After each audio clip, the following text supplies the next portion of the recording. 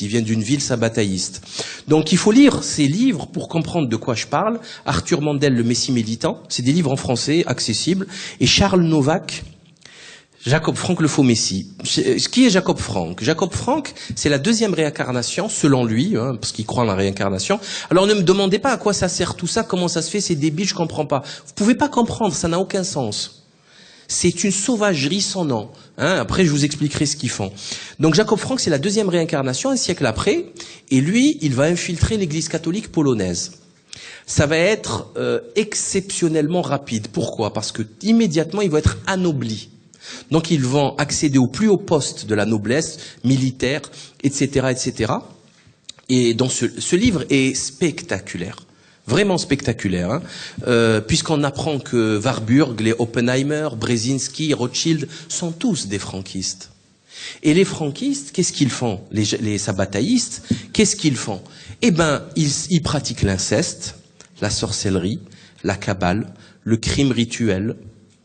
Et c'est eux qui ont mis en place tout le rituel maçonnique. C'est dans ce livre. Toutes les élites occidentales qui ont été maçonnisées l'ont été sur des rites écrits par les sabataïstes, parce que la maçonnerie cherche toujours, pour un peu de gloire et de paillettes, d'avoir une origine orientale, du temple de Salomon. Temple de Salomon, prophète de Dieu. Donc quand on vous dit que la maçonnerie est athée, ça n'a aucun sens. Alors il faut arrêter de faire. Alors on vient ici, on se réunit dans une loge, si vous voulez, mais pas dans le temple de Salomon, puisque Salomon est le prophète de Dieu. Donc on ne peut pas être athée à ce moment. Enfin, ça n'a aucun sens. J'en étais où? Donc voilà. Donc tout l'Occident a été initié sur des rituels et infiltré totalement par cette équipe-là. Ok? Toutes les guerres ont été financées par qui? Par Rothschild. Donc, quelle est l'importance de ces gens-là, à votre avis? Qui a construit la Knesset, la Cour suprême d'Israël? Qui? Dorothy de Rothschild. Avec une symbolique maçonnique effrayante, puisqu'il y a la pyramide au-dessus. Donc, enfin, c'est violent. Où on va, là? Où on va? Soyons sérieux, 30 secondes. Comment se fait-il? Bon, Freud, après la lecture, là, quand vous découvrez ce qu'est le franquisme, vous comprenez qui est Freud, Sigmund Shlomo Freud. C'est quoi? Eh ben, c'est un franquiste. Il a violé, enfin, il couchait avec sa fille, il couchait avec sa belle-sœur, il pratiquait la sorcellerie, la cabale, etc. C'est pas moi qui le dis, c'est Michel Onfray, Crépuscule d'une idole. J'y suis pour rien. Donc, on est en plein dedans. Freud, c'est pas n'importe qui. Freud, c'est dans le cerveau de tout l'Occident. Il est inconcevable de comprendre l'être humain sans son aspect freudien, avec les complexes, bidules, blabla, même si personne n'y comprend rien, même si c'est plus absurde que tout, mais c'est comme ça, c'est dans vos universités. Donc, moi je pense que ce paradigme moderne a été mis en place par cette secte pour hâter l'avènement de l'antéchrist. Je ne le pense pas, c'est une certitude, hein, c'est dans les faits, par une dépravation, par une accélération de la débauche, puisqu'il est écrit que quand la fin du monde viendra, que quand tout sera sans dessus-dessous, voilà, c'est ça le concept en fait initial. Et ces gens-là, il y en a dans toutes les religions. Dans toutes les religions, il y a des sectes comme ça, et comme par hasard, elles tiennent le pouvoir. John Kerry, ministre des Affaires étrangères actuel américain, est un franquiste.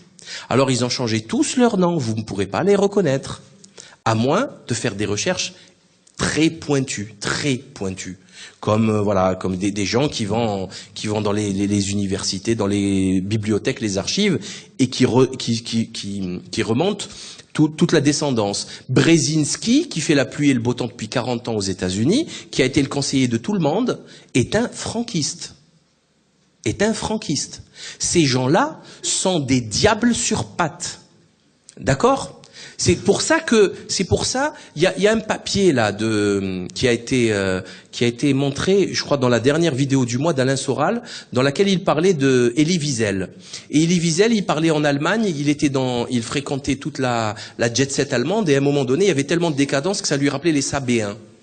Les Sabbatéens, il a dit, ou les Sabéens. Il parlait des sabbataïstes, là. C'est une décadence totale, mais vraiment totale. Par contre, il ne faut surtout pas mélanger le juif de base avec ça. Hein. Faut vraiment pas faire cette bêtise, parce que ça n'a aucun sens. Hein. Parce que ça, c'est une sauvagerie totale. Hein. Il y a plus de limite. Et c'est ces gens-là qui tiennent le monde. Et c'est comme ça que vous expliquez le Qatar. Les Qatars, c'est des sabbataïstes. Ils ont été installés depuis pas longtemps, hein, depuis quelques décennies. Les Qataris, c'est des sabbataïstes. Quand ils viennent dans le Canard de cette semaine, vous apprenez que le Qatar a renouvelé ses aides, ses subventions au football gay Paris. Vous plaisantez, j'espère. Delanoë qui le dit, homosexuel. Donc c'est pas moi. Donc Delanoë explique que les Qataris ont donné du fric. Donc qu'il n'y a aucune autre explication. Quand vous voyez des princes qataris dans des partouzes, dans des meurtres avec l'autre qui s'est fait choper c'était un Séoudien, à Londres, il a tué son amant, c'était son servant, il a tué tellement il a frappé, il en est mort. L'autre qui se fait choper avec 2 tonnes de cocaïne, le beau-frère du roi. Il y a quelque chose qui cloche. Non seulement ils n'ont pas besoin de faire ça parce qu'ils sont excessivement riches, mais en plus ils font des trucs, mais c'est excessivement sale. Sale. Voilà. Tu veux partouzer, prends des jolies femmes. Pourquoi tu prends des enfants de 3 ans? Qu'est-ce que c'est que ça? Qu'est-ce que ça a à voir avec ce n'est expliqué que par une idéologie démoniaque, mais démoniaque, satanique, il n'y a pas d'autre terme, et ces gens-là sont à enfermer si ce n'est plus. Donc il faut absolument, vraiment je sers à quelque chose, mettre en lumière cette idéologie folle qui mènera la planète au désastre dans très peu de temps. Parce que l'objectif final, c'est pas moi qui dis, Jacques Attali, c'est la construction du 3e temple. Point. Construction du 3e temple à Jérusalem, tout l'outillage est prêt. Tous les objets du culte sont prêts. Donc ils attendent juste de le construire, sauf que ils peuvent pas parce qu'il y a une 3e guerre mondiale qui pète, hein, direct, hein, ça va aller dans tous les sens. Donc ils cherchent un catalyseur qui leur permette de faire ça. Et le catalyseur, ça va être quelque chose de global, c'est-à-dire nouvel ordre mondial, il faut qu'on se calme, plus jamais ça, mais avant ça, il va falloir faire au moins 500 millions ou 1 milliard de morts. Ok? Et après, on va monter, et le temple et la Cour suprême de Jérusalem, elle va servir à ça. Elle va servir à être, parce que c'est dans les écrits. Voilà. Moi, je comprends pas, est-ce que le peuple de France est devenu tellement abruti qu'il n'est plus capable de voir ça. C'est ça la question que je pose. Est-ce que, bon, on lui parle du 3e temple. Jacques Attali sur LCP, il fait une émission, il dit à son interlocutrice, à la journaliste, ça serait bien qu'il y ait un 3e temple à Jérusalem, le siège du gouvernement mondial. La moindre des choses, c'est que la journaliste dit stop, temps mort. Comment? Quoi? Qu'est-ce que vous avez dit là? J'ai rien compris. Non. Elle sourit bêtement, et le lendemain, prochaine émission. C'est ce même Jacques Attali qui va nous expliquer que l'euthanasie c'est bien, 60 ans il faut en finir, hein. Bon, mais à ce moment-là, il faut plus cotiser à la retraite, hein, parce qu'il y a 40 ans d'annuité, elles vont où si je meurs? Bref, non, elles vont dans les poches à Jacques Attali, ma foi. Donc ça c'est, voilà, si vraiment je peux servir à quelque chose, et je peux donner une clé de lecture de ce monde décadent, qui vont expliquer absolument tous les rapports de force, pourquoi la Turquie fait des entraînements militaires avec Israël. Parce qu'elle est tenue par des sabbataïstes. Parce que Mustafa Kemal Atatürk était un sabbataïste. Parce qu'ils ont tué les Arméniens, car ils savaient que les Arméniens connaissaient leurs secrets. C'est pas moi qui le dis, il y a plusieurs écrits là-dessus, plusieurs livres. Je les ai cités dans mon livre, hein, vous inquiétez pas, vous allez tout retrouver. Donc, qu'est-ce qu'on fait là? L'Amérique est infiltrée de franquistes depuis le début. Tout le Maghreb, Pourquoi Israël fait un timbre à l'effigie de Hassan II? Hassan II, on le sait, est un fils bâtard. Il n'est pas le fils de son père, il est fils d'un certain Glaoui, et que c'est un partouzeur pédophile. Tout le monde le sait au Maroc. Hassan II, on le sait. Leïla Trabelsi Ben Ali, criminelle, alcoolique, droguée à la cocaïne et à tout ce que vous voulez. Elle pratiquait la sorcellerie à chaque palais qu'elle construisait dans les fondations. Elle faisait de la sorcellerie avec sa mère Hajanana et qu'elle jetait des gris-gris dans les fondations. Qu'est-ce que c'est que ce cirque? De quoi on parle? Et elle était initiée, c'était une maçonne. Et on continue comme ça. On peut aller encore loin. Yasser Arafat. On peut aller encore très loin. Et j'ai pas fini mes recherches, je vous le dis tout de suite. Ça va être encore plus violent. Et ils sont tous liés par ce secret. Tous. Tous. Tous. Tous. Et comment peut-on expliquer que l'on puisse s'amuser avec des mineurs, des enfants? Qu'est-ce que c'est? Enfin, ça n'a aucun sens, même charnellement parlant. Ça ne peut être que satanique, ça ne peut être que démoniaque, ça ne peut être que destructeur. Rien d'autre. C'est pas possible. Enfin, on peut faire ils peuvent faire prendre beaucoup de plaisir avec des jolies femmes. Allez, même un homosexuel avec un homme. Mais pourquoi vous touchez à des gamins de 2 mois, 2 ans? Pourquoi? C'est quoi la réponse? Alors vous allez me dire, oui, c'est un fou. Non. C'est pas un fou parce qu'il tient un réseau, il fait des photos, il les vend. Un fou, il n'est pas capable de faire ça. Un fou, il n'est pas capable de se laver. D'accord? Il tient pas un réseau. Avec des serveurs, des CD-ROM, ils vendent ça très cher, ils font des sous, etc. C'est pas un fou. Un fou, on sait ce que c'est. On connaît la définition médicale d'un fou.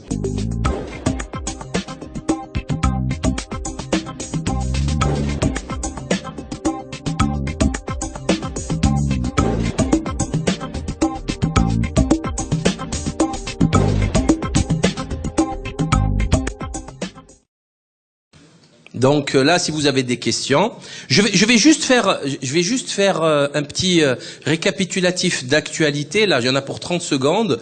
Donc moi, je dis que le sport, c'est une mascarade, c'est des guignols. Ben, on vient d'apprendre qu'Europol vient de mettre à jour une corruption, un trucage monstrueux en Europe, et c'est pire en Australie. Le ministre de l'Intérieur australien vient d'expliquer que tout le sport australien est dopé, tout.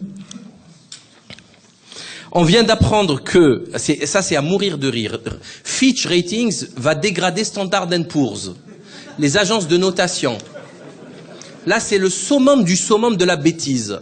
Là, moi, quand je lis ça, j'ai honte d'être un être humain en 2013.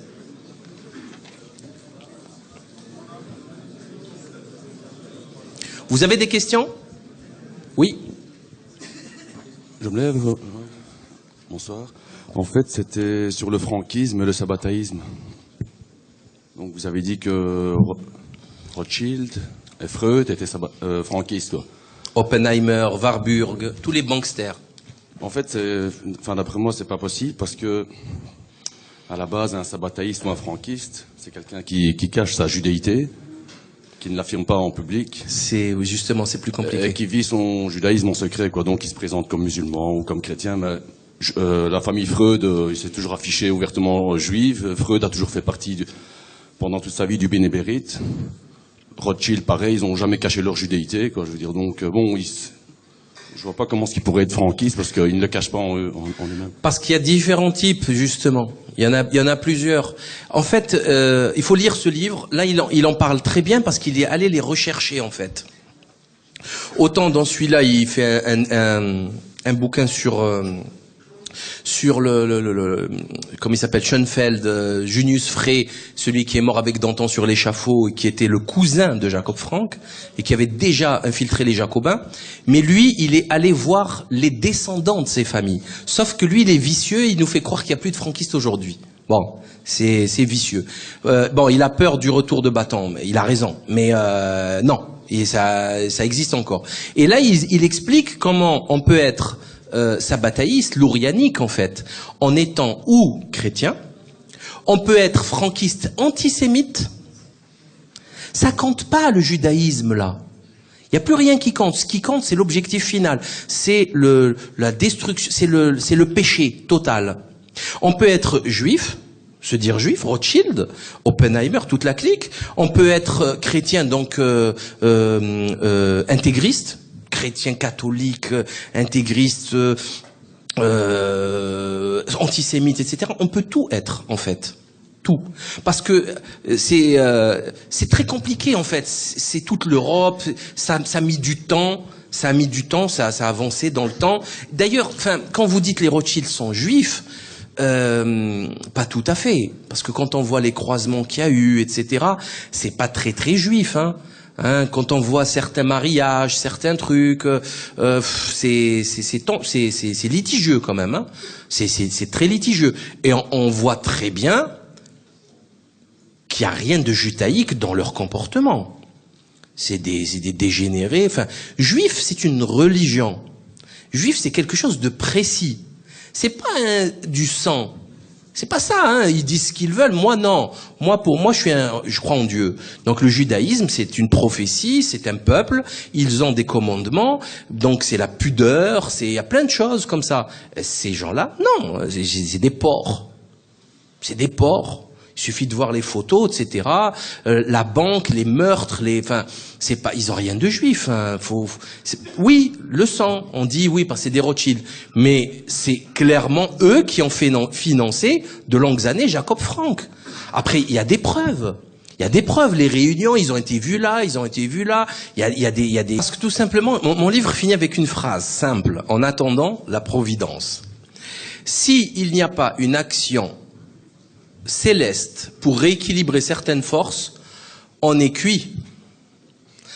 Faut être cohérent, faut être sérieux. À un moment donné, il faut être sérieux. Faut savoir. Voilà, j'ai un ennemi. Combien ils sont? Quel type d'armes ils ont? Est-ce que c'est une armée régulière ou est-ce que c'est juste des guignols? Est-ce que à partir de là, je sais si je peux attaquer. Je connais mes forces. Je sais si je peux attaquer. Là aujourd'hui, ils sont beaucoup plus forts. Nous, on est rien, on pèse rien, on nous prend pour des hurluberlus. Bon, moi, ça m'est égal totalement. Je sais que j'ai raison, je sais que j'ai déjà gagné. Ça, c'est clair. C'est très difficile à expliquer à un athée qui, lui, est à l'extérieur de ce combat, religieux. Malheureusement, ce n'est que ça, c'est qu'un combat religieux. Moi, je parle à tout le monde, je leur parle du désordre qu'il y a, qui va les toucher par rapport à leur quotidien. Leurs finances, leur santé, politiquement, la guerre, partir en guerre. Non mais c'est à un moment donné, enfin, c'est assez violent. On va en crever de tout ça quand même. Faut se réveiller, hein. Donc voilà, il y a un moment donné. Chacun, il faut qu'il fasse son boulot. Je pense que dans mes vidéos, j'ai donné 1 milliard de solutions à tous les maux qui nous touchent. La finance par rapport à l'or, par rapport à faire plus la fourmi que la cigale. La santé, il suffit, de refuser de se faire vacciner et vous êtes sauvé. C'est d'une simplicité, mais c'est affolant. La nourriture, c'est pareil. La politique, c'est pareil. Sortir du schéma bipolaire gauche-droite, etc. Et ça porte ses fruits quand même. Hein. Attendez, on est 300, c'est pas rien du tout. Moi, je me souviens de ma première conférence. On était 50 au cinéma Le Prado à Marseille. C'était que des proches. C'était, voilà, là aujourd'hui, on fait des salles, j'ai fait un séminaire à 900 personnes, 1000 personnes presque. On a fait des doublettes chez Dieudonné avec 650, 700 personnes. C'est quand même encourageant. Sauf que c'est pas suffisant. On a encore les stades de foot qui sont pleins. Et ça, c'est pas normal. C'est pas normal. Vraiment pas normal. Parce que tout est faux. Tout le monde se triche. Ils sont tous drogués. Ceux qui tiennent ces matchs, ces foot, là, ces clubs, c'est des voyous. Et souvent, c'est des francs-macs parce qu'ils sont là, ils ont une mission d'amusement du peuple, etc. Donc les solutions, je les ai données. Sauf que si on parle, je suis pas général, hein, je suis pas un militaire, je laisse ça aux militaires. Mais si on parle stratégie 30 secondes, on n'est pas en mesure de gagner aujourd'hui. Nous, la bataille, elle sera gagnée. Parce que le cosmos, ça veut dire ordre en grec.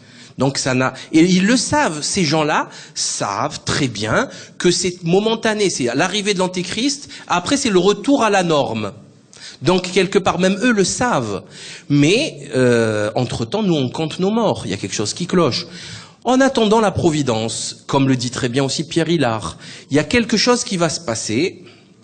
Je pense qu'il faudrait être prêt, voilà, que chacun soit prêt à ce qui va se passer, parce qu'il va se passer quelque chose. C'est comme ça. C'est après bon, ça je peux pas le prouver, j'ai pas de fait. C'est vrai que c'est du domaine du spirituel, mais il va se passer quelque chose qui va faire qu'on va équilibrer les forces. Voilà. Maintenant, ce que j'aimerais que tout le monde fasse, c'est d'avertir les gens autour de vous de la réalité de ce monde. Voilà. C'est tout. Si on avertit le plus de monde, les gens, ils sont pas bêtes, ils sont pas cons, ils sont pas masos, ils veulent pas crever. Il faut leur dire par contre, il faut le faire correctement. C'est-à-dire, vous n'êtes pas obligé d'acheter mon livre, je suis pas là pour vendre mon livre, je m'en fous, j'ai un métier, je gagne ma vie, vous inquiétez pas pour moi. Mais par contre, faites un petit peu, voilà, donnez des choses précises, ne dites pas des trucs, essayez de convaincre les gens, enfin, pas les convaincre parce que c'est difficile quand ils le veulent pas, mais essayez de leur donner une info précise, carrée, ne pas partir dans des délires, ne pas essayer de dire trop de choses. Voyez, là je peux me le permettre parce que vous êtes initié au schmilblick. Mais un type qui vient de se réveiller, il faut y aller mollo. Voilà, ben tu as entendu parler du truc, ben viens voir. Il y a ça, ça, ça et ça. Et le type il va réfléchir, voilà, petit à petit. C'est ça, je pense que le travail le plus important d'aujourd'hui. Voilà, c'est le plus important. Mais à l'intérieur, ils n'ont pas le logiciel. Ils n'ont pas le logiciel. Il y a, vous savez, des fois, quand la porte s'ouvre un peu, il y a un proverbe marocain qui dit, c'est une souris qui parle, qui dit si je vois, je passe. C'est-à-dire parce que si je vois ce qu'il y a derrière, je passe. Parce que d'abord elle est intéressée par la bouffe qu'il y a derrière, mais en fait elle va passer, elle va se contorsionner, elle va gratter un peu, elle va passer. Et si au moins ces gens-là avaient une petite ouverture, avec une petite lumière comme ça qui passe, vous pourrez rentrer in fine. Mais il y en a, je vous garantis que c'est hermétique, c'est un Tupperware, hein. C'est hermétique, c'est impossible, il en a rien à foutre. Le monde tel qu'il est lui plaît, ça lui plaît, il se régale, il est rythmé par rapport aux fêtes mammoniques, les vacances de trucs, les vacances de ci, il a préparé son truc, il a déjà son visa pour aller au bidule, il a fait ceci, il a fait ceci, c'est extraordinaire. Il a son crédit d'entreprise, son crédit de maison principale, de toute façon, il pourra pas aller très loin avec vous, puisque à un moment donné, il va falloir qu'il abandonne tout ça, donc sa femme va l'abandonner. Elle va récupérer les enfants, il sera obligé de vendre la maison et de la partager à moitié, il va la vendre en catastrophe à moins que le prix du marché. Enfin, il y a des situations de famille extrêmement graves, après juste un divorce. Et c'est dans votre entourage, posez la question à vos frères et sœurs, vous verrez ce qui se passe. Donc voilà, mais évidemment, il faut sortir de ce paradigme, et il n'y a qu'un seul paradigme correct et qui a fait ses preuves. Pourquoi? Parce que tout simplement, il a duré des millénaires, et je ne parle pas de l'islam, parce que l'islam c'est un 14e siècle. Il y a le christianisme, il y a toutes les traditions divines, donc tout ce qui est lié spirituel, lié à Dieu, avec un message divin qui a été envoyé à l'humanité. Voilà. Parce que après tout ceci, vous l'aurez bien compris, il y a autre chose. C'est une évidence. C'est ce que j'essaye de prouver avec un petit chapitre hein, qui n'est pas prétentieux dans le chapitre spiritualité moderne. Voilà, c'est que tout ce qui importe dans notre vie quotidienne, c'est tout ce qui est subtil et immatériel. La fraternité, l'amour, la confiance, la haine, la jalousie, tout ceci est immatériel. Les rêves, c'est immatériel. Voilà. Enfin, il y a plein de choses. Tout ce qui nous relie aux hommes, l'économie, tout ce qui fait tenir Wall Street, c'est la confiance en des voyous. Ce qui déjà n'a aucun sens. La confiance, je te fais ou pas confiance? Je fais plus confiance, il y a un crack boursier demain. Donc la confiance, c'est pas matérialisable, c'est pas quantifiable. Donc voilà, oui, moi je suis entièrement d'accord avec vous. Hein. La question, elle est fondamentale, mais elle se pose pas encore, parce qu'il va falloir d'abord tout détruire pour reconstruire. Ça, on ne va pas y échapper. On ne peut pas éviter ce qui va arriver. C'est impossible. Prochaine question.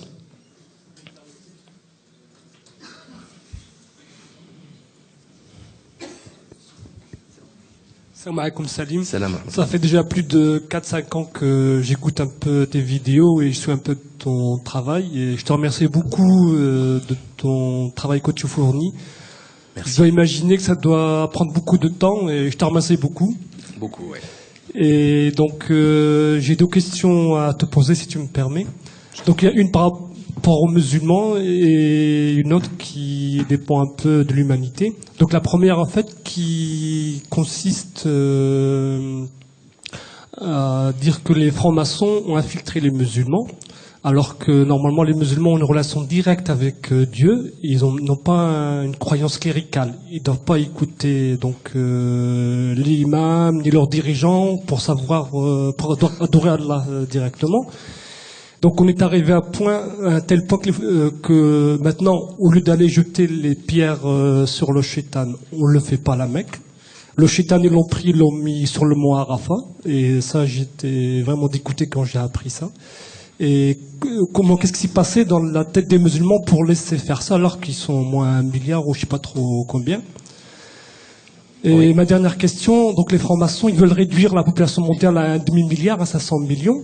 Alors que la richesse mondiale, elle est au moins, on peut faire vivre au moins 10 milliards d'individus sur Terre. Quel est l'intérêt de ramener justement cette population mondiale à 500 millions d'individus sur Terre? Shukran Salim. Bon, ben la première question, ben elle est pas, j'ai déjà répondu tout à l'heure. Les Saouds, d'ailleurs qu'il faut pas confondre avec les Wahhabites, parce que ça n'a rien à voir en fait. Hein, mais les Saouds sont des sabataïstes. Donc c'est des gens. Leur fric, il est chez qui? Quand Doha a chuté il y a 3-4 ans, ils avaient, c'était, comment elle s'appelait la holding là?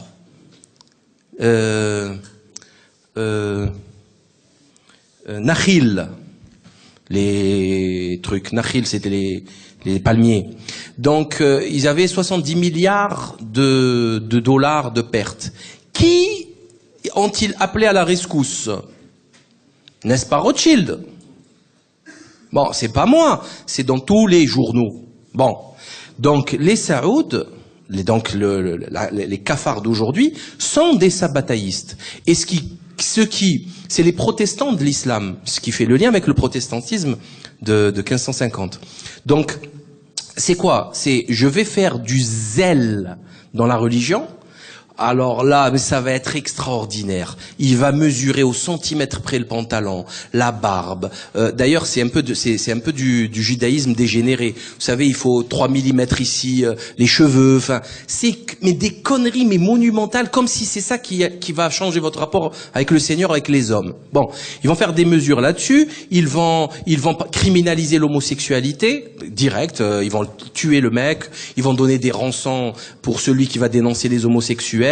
Comme si ça c'était, comme si dénoncer. Enfin, on fait, c'est pas comme ça que la religion fonctionne. On dénonce pas les gens comme ça. C'est pas vrai. On essaye de créer une société normale et naturelle et saine. On part pas dans les guerres intestines. Oui, l'autre. Je vous laisse imaginer le truc. Hein. Voilà, votre pire ennemi, vous lui devez de l'argent, ben vous allez le dénoncer. C'est un homosexuel. Voilà, c'est ce qui s'est passé avec le terrorisme en Algérie. Il y en a plein, ils ont réglé des affaires commerciales en tuant des gens, en faisant croire que c'était des barbus. Bon, donc c'est des sabataïstes. C'est des sabataïstes. Donc qu'est-ce qu'ils ont fait? Petit à petit, ils ont transformé la Mecque en grand, gigantesque Disneyland. Donc le marchand du temple, il est à l'intérieur. Les marchands du temple, ils vendent des trucs sur place. Alors on me dit, oui, mais souvent on vous dit, par exemple, le Jamarat, là, le Nasab Shaitan, comme on appelle ça, l'idole de Satan. Nasab Shaitan, il était, pendant très longtemps, c'était une obélisque comme ça pointu, et ils l'ont transformé en quelque chose d'ovale. Alors on me dit, oui, mais parce qu'il y a beaucoup de monde, énormément de monde, c'est dangereux, comme si les types, en général, c'est des vieillards qui ont attendu très longtemps pour aller là-bas. Ils allaient jeter une pierre et ils allaient taper sur la tête de l'autre en face. Vous voyez, c'est ridicule. Secondo, comme si on allait me faire croire qu'on allait pouvoir faire le pèlerinage à 1,5 milliard de musulmans. Ben non, bien sûr que non. C'est le 5e pilier, mais il n'est pas obligatoire. Vous pouvez pas, si vous dites, on est 1,5 milliard, ils vont faire, c'est un argument risible. Qu'est-ce que ça veut dire, ça? À la rigueur, la Umrah, même, pourrez pas. Vous pourrez pas, ça veut dire que tous les jours que Dieu fait, il y a 2 millions, 3 millions de personnes sur place. C'est ingérable. Et les déchets, et les ceci, et les cela. Soyons sérieux 30 secondes. Donc ça tient pas la route. Donc petit à petit, ils ont tout déformé. Alors, le pèlerinage qui devrait durer 10 jours, si vous dormez dans une tente, ce qui était très souvent le cas, vous coûterez une misère. Aujourd'hui, c'est entre 3, 4, 5 000 euros. C'est, je crois, le budget annuel, c'est 50 milliards. C'est du business. Ils sont en train, ils vendent, enfin, c'est du pur business. Ils sont allés me mettre c'est pas la même, mais une petite construction pareille, l'obélisque du mont Arafat, qui est le mont le plus, enfin, c'est vraiment sacré. Les gens le touchent. On m'a même raconté des trucs que la pudeur m'empêche. C'est des femmes qui sont stériles et qui essayent de, voilà, bon, pour avoir des enfants. Enfin, c'est devenu, mais alors là, on est à l'opposé de la religion, on est dans le paganisme, enfin, c'est horrible. Et tout ça, on est censé dire que c'est normal. C'est quoi le bâtiment qu'ils ont construit là, dans l'axe Ghar Hira, Mecca? Ce bâtiment-là, c'est ce Big Ben gigantesque. Qu'est-ce que c'est ce truc? Il n'y avait pas un autre endroit. Alors moi, ce que je dis, c'est simple. Vous savez, on est en France. Vous demandez un permis de construire. Tout de suite, il y a un architecte des domaines, je sais plus comment ça s'appelle. Si vous êtes à tant de mètres d'un bâtiment comment on appelle ça, classé, vous n'avez pas le droit de lui faire de l'ombre, vous n'avez pas le droit, voilà, faut le garder, il y a des règles. Donc déjà, au niveau de la construction et des règles d'urbanisme, ce bâtiment est illégal, puisqu'il fait de l'ombre à toute la zone. Secondo, il est laid. Il est laid, il est d'une grande laideur. L'architecture, elle n'est pas islamique, elle n'est pas... pas islamique, ça veut rien dire, parce que les architectures islamiques, elles sont différentes, selon où on est. Mais elle n'est pas d'Arabie, alors qu'il y a tout ce qu'il faut. Ils m'ont fait un truc anglais, là. C'est abominable. Qu'est-ce que c'est que ce cirque? Moi, je pose la question. Qu'est-ce que c'est que ce cirque? Moi, la réponse, je l'ai. Voilà. Petit à petit, ils sont... Parce qu'il y en a plein qui croient, par la magie du Saint-Esprit, que l'islam est infalsifiable. C'est rigolo, ça.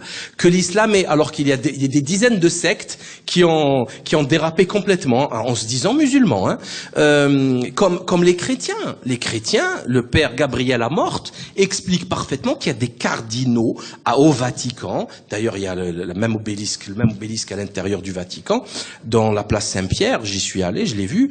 Donc, vous prenez n'importe quelle photo. Donc, il dit qu'il pratique un culte satanique des cardinaux chrétiens au Vatican. Ils ont tout infiltré, parce que c'est sa mission, c'est son job. Satan ne dort pas, ne tombe pas malade et n'a jamais faim. Ok? Pendant qu'il travaille avec la moitié de la planète, la nuit l'autre elle dort, Satan il est avec l'autre moitié, hein, il travaille. Il ne dort jamais. C'est quelque chose de, voilà, il faut être de ce paradigme spirituel pour comprendre ce qui se passe. Donc moi je le dis humblement aux gens.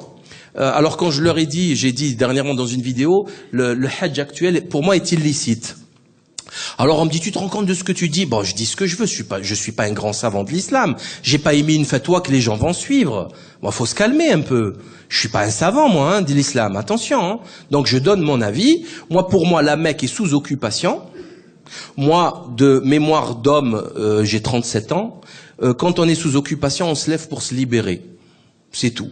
Donc il faut libérer la Mecque, il faut libérer Al-Quds, le Jérusalem, etc., etc. Il faut libérer aussi la France. Hein. Je suis désolé, mais on est sous occupation financière. C'est même pas moi qui le dis. Vous savez qui vient de le dire, c'est Nicolas Doz sur BFM. Il a dit que les devises ont remplacé les baïonnettes. C'est-à-dire qu'on attaque, il y a une semaine, on attaque actuellement la France avec les devises, on la paupérise, on la fragilise, etc. avec les devises. Donc c'est une guerre, on est en guerre. Donc quand on est en guerre, il faut se défendre. C'est même pas moi qui le dis, BFM, c'est dingue. J'aurais dit ça, je l'ai déjà dit d'ailleurs, il y a longtemps, on me prenait pour un fou. Maintenant, ça passe à la télé et je vous garantis qu'il n'y a pas de commentaire derrière, hein. Il passe la pub, après on passe au sujet d'après. C'est complètement délirant. Donc voilà, pour la réponse, pour la question, bien sûr, ils ont infiltré, ils continueront d'infiltrer. Et il faut comprendre une chose, c'est que la ruse luciférienne, c'est toujours de corrompre l'existant. C'est pas de créer quelque chose. Parce que si le type, il arrive, par exemple, le grossier Zangdor Lavé, là, la Bible satanique, etc., il y a personne qui le suit. Par contre, s'il prend une église, qu'elle soit n'importe laquelle, je parle de termes génériques, l'islam, le bouddhisme, n'importe, et qu'il le dénature de l'intérieur, là, il transporte avec lui tous les fidèles. Tous les fidèles. Et ça, c'est hyper vicieux. Ça, c'est c'est démoniaque, hein. C'est, après, bon, quand il faut rentrer dans le paradigme spirituel pour comprendre qui est j'allais dire ce type. Qui est cette créature? Quelles sont ses capacités de nuisance? D'où il vient? Qu'est-ce qu'il sait de l'humanité? Parce qu'on n'a pas de secret pour lui, hein. Il nous connaît depuis toujours. Il connaît le premier des hommes. Il va connaître le dernier. Donc c'est quand même très grave. Voilà. Et vous n'avez pas de secret pour lui. Il connaît nos faiblesses, nos forces. Il connaît tout, absolument tout. Il fait de nous ce qu'il veut, sauf si nous cherchons protection auprès de son créateur. Voilà. C'est la seule façon de le battre. Je vous le dis tout de suite, hein. Voilà, tout de suite. J'ai eu des discussions avec des gens. On ne peut pas combattre Satan à main nue tout seul. C'est pas possible. Il vous faut une force qui vient d'au-dessus de lui. Voilà, c'est comme ça. Hein. En plus, c'est logique, c'est mathématique. Donc, la deuxième question, c'était. Oui, ben ça c'est bon. Ça c'est pour moi le meurtre, c'est le blasphème ultime. L'homme est la créature la plus sacrée sur Terre. Même si, pour moi, une fourmi, c'est sacré. Hein. Une fourmi, c'est sacré. Déjà, comprendre qu'une fourmi puisse prendre 300 fois son poids, c'est déjà... il n'y a aucun ingénieur qui est capable de faire ça. Hein. Prendre un petit truc comme ça qui prend 300 fois son poids avec l'organisation des termitières, etc., c'est quand même quelque chose d'extraordinairement complexe, une fourmi. Mais néanmoins, l'homme reste la créature la plus sacrée, la plus intelligente, etc. Et tuer de l'homme, c'est le projet initial. Hein. Voilà. Mais attention, toujours pareil, c'est pas eux qui vont tuer les hommes, c'est les hommes qui vont s'entretuer entre eux. Dans une sauvagerie totale, extrême, avec des armes sales, etc., pour couler l'humanité, pour qu'elle soit abjecte, démoniaque. Vous voyez, voilà, par exemple, la Seconde Guerre mondiale. Vous voyez, quand vous vous rappelez, ou même la première, elle était encore plus violente, les tranchées. Vous voyez, la sauvagerie, les gaz toxiques, enfin, les gaz militaires, les bombes incendiaires, le phosphore, et les types, ils s'entretuent, voilà quoi, des millions et des millions et des millions de morts. Je pense que c'est le summum de la chute de l'humain. Je crois que c'est clair. Parce que un viol, je suis désolé, mais c'est très grave. Mais on peut s'en remettre. Un vol, c'est encore rien. Je sais pas. Voilà. Mais le meurtre, c'est fini. L'âme, l'être humain, il est parti, il revient plus. Hein. On peut plus réparer. C'est fini. Voilà. Et c'est pour ça que c'est très important que ce système continue à tuer des gens. Big Pharma, les émeutes de la famine avec la bourse, le Forex là de Chicago avec la bourse des denrées alimentaires. Ça, c'est pour eux, c'est capital. Mais il n'y a pas d'objectif. Ils peuvent contrôler 6 milliards comme 3 milliards, comme c'est pas un problème ça. Hein. C'est pas un problème. D'ailleurs, j'ai envie de dire l'inverse. Ils pourront pas les contrôler. Ils peuvent pas contrôler. C'est que ça soit clair. Parce que le jour où ça pète, les maquis, on les contrôle pas. On contrôle pas un maquis, on contrôle pas le maquis français ou corse par exemple. C'est impossible. C'est des milliers et des milliers de montagnes, de kilomètres, des grottes, des trucs qui sont pas sur du territoire. Donc c'est compliqué. Bon, il faudrait que le peuple se révolte. Hein. Mais sinon, l'objectif, pour moi, c'est de tuer pour tuer. Tuer pour tuer, c'est tout. Pour prouver que l'être humain est médiocre. Et c'est vrai. Et c'est vrai. Et il aura raison. Question suivante. D'abord, bonsoir Monsieur Labier. Bonsoir. Premièrement, donc, c'est vous qui nous rendrez honneur et hommage en étant présent ici. Ben, c'est gentil. Et non l'inverse. Et pour avoir lu votre livre, je peux dire avec certitude qu'il est le livre le plus intéressant depuis le début du siècle, et du fait de vos analyses pertinentes. Non, mais c'est pas des compléments, c'est la réalité. Simplement. Merci. Et voilà, pour en venir à ma question, c'est pas vraiment une question, puisque vous avez fait le tour du sujet en 6 ans, et que on n'est pas si légitime pour moi de vous poser des questions, puisque vous avez déjà le bagage intellectuel et culturel, pardon. Et simplement, petite curiosité personnelle, quand allez-vous éditer votre prochain livre, simplement? Je sais pas, ça dépend du temps que je vais avoir. Le prochain, ça va être sur la question sabbataïste. Ça va pas être de la même épaisseur parce que ça reste, il faut que ça reste accessible. Mais je vais traiter de la question sabbataïste, mais dans tous ses aspects. Et je vais faire une vidéo, je l'ai déjà annoncé. Je vais faire une vidéo avec une planisphère énorme et pour faire la chronologie et la géographie de la diffusion de ces idées catastrophiques, criminelles, donc de l'Espagne et des Maranes. Après, qui se retrouvent d'ailleurs. Salonique, pourquoi? Parce que les Maranes, quand ils ont été chassés d'Espagne, il y en a une grosse partie qui s'est retrouvée à Salonique. Donc c'est la même équipe, c'est la descendance. Donc il faut, voilà, tout est lié, c'est pas des générations spontanées. C'est très important. Donc je vais faire le prochain livre, je pense que ça va être ça parce que c'est la clé de lecture. Vous savez qu'actuellement, à chaque fois que je vois des infos, certaines infos, par exemple le Qatar qui a donné des subventions au Paris Foot Gay, et ben poum, le lien il se fait tout de suite. C'est la même équipe. C'est exactement la même équipe. Voilà, après c'est très difficile de croire à ces choses-là quand nous on est normaux. Vous dire c'est pas possible, mais qu'est-ce qu'il raconte? Il viole ses enfants. Ben les tribunaux de France sont remplis de ces histoires, je vous le dis comme ça. Voilà, vous vous dites la sorcellerie, non, pour de bon, il y croit à ces trucs. Il y en a plein, il y a plein de gens, en plus ils se croient intelligents en disant ça. Mais arrête, il croit ça. Oh là là. Et en fait, il met le doigt sur son ignorance. Vous savez, moi la première fois où j'ai découvert réellement la sorcellerie, c'était en Algérie. Je lisais un journal qui parlait d'une sorcière à Tizi Ouzou.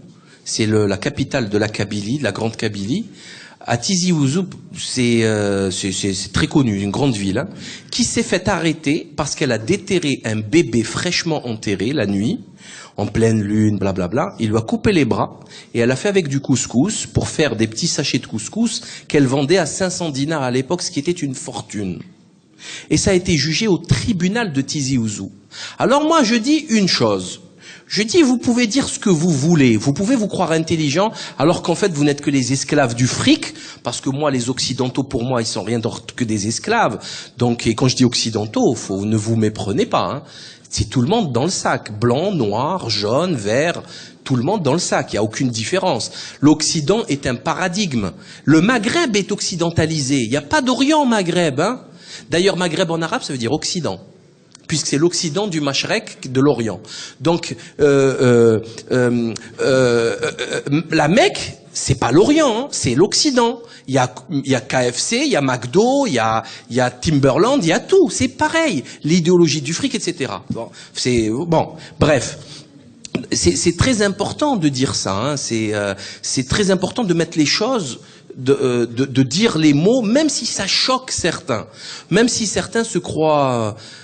Moi, je pense qu'il y a un très gros problème dans les 3 religions, et les suivantes, elles ont le même défaut qu'elles reprochent à la précédente. C'est-à-dire, les Juifs, ils se prennent pour le peuple élu.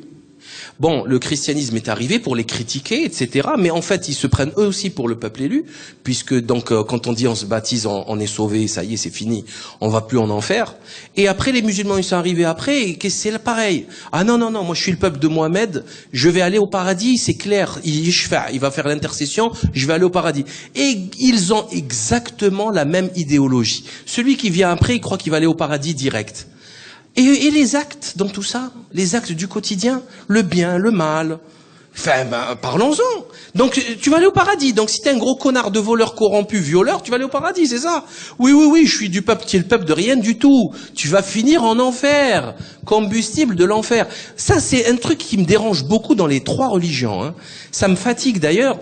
Et il faudrait être honnête. Il faut pas reprocher aux autres ses propres défauts. C'est malhonnête, c'est pas bien. Voilà. Et on est jugé par rapport à nos actes. On n'est pas jugé par rapport à la Ummah de Muhammad sallallahu alayhi wa sallam. On n'est pas jugé parce qu'on a été baptisé. Moi, je pense pas ça, hein. Après, bon, je veux pas m'impliquer non plus dans les religions des autres. Je suis pas là pour ça. Pour moi, la religion, la spiritualité, elle est simple. C'est fais le bien et combat le mal. Ça, c'est le fondamental. Ça, c'est le quotidien. Après, il y a le culte. Le culte, c'est autre chose. Il y a le culte à respecter. Mais c'est très facile, le culte. C'est très facile. En islam, c'est 15 minutes par jour. C'est rien. Quoi, 15 minutes? Et le quotidien, c'est les 23h45 restantes, hein. Donc, voilà, faut pas dire du mal, faut pas voler, Et là, ça se complique. On s'énerve très vite, on a envie de se venger, de voler, de taper, de trafiquer, d'oublier certains trucs, voilà. Et je parle des plus